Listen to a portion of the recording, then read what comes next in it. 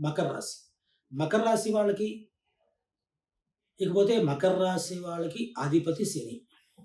మరి మకర రాశి వాళ్ళకి జాబ్ రీత్యా ఎవరండి?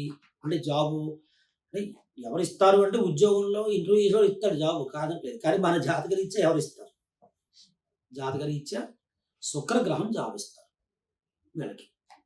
కాబట్టి మకర రాశి వాళ్ళకి సరైనటువంటి ఆలోచన గనక ఉంటే ధనం బాగా సంపాదిస్తారు. అలాగే జాబ్ కూడా చేస్తారు.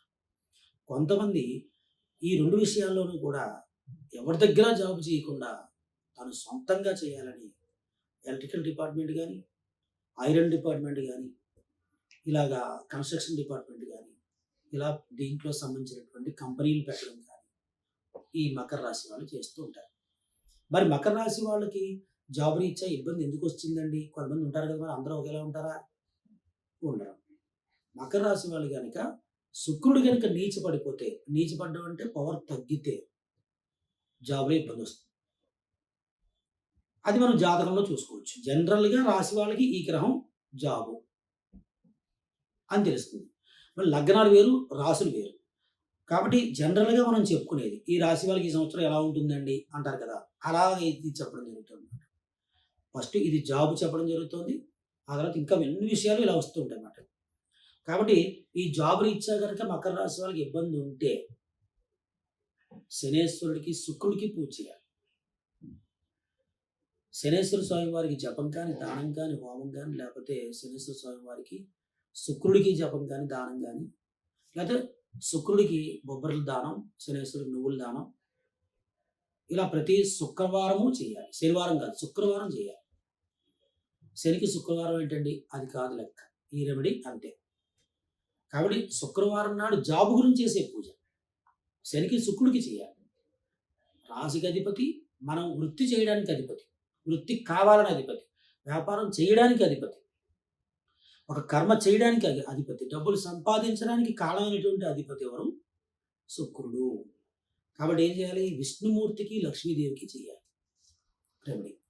అంటే శుక్రుడికి బొబ్బర్లు దానం ఇచ్చిన తర్వాత, శనేశ్వరుడు నువ్వులు దానం ఇచ్చిన తర్వాత, ఆ పూజలు అయిపోయిన తర్వాత బయటకు వచ్చి విష్ణుమూర్తికి, లక్ష్మీదేవికి పూజ చేసుకుంటూ రావాలి.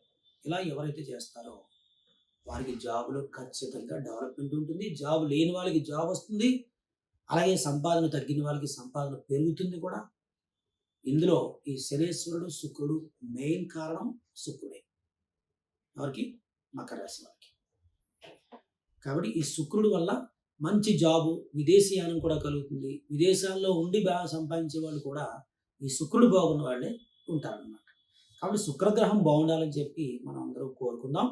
అలాగే ఈ మకర రాశి వాళ్ళకి కొంచెం మాట పట్టింపు కానీ, లేకపోతే ఏదైనా ఎవరైనా చెబితే వినే తత్వం కానీ ఉండదు.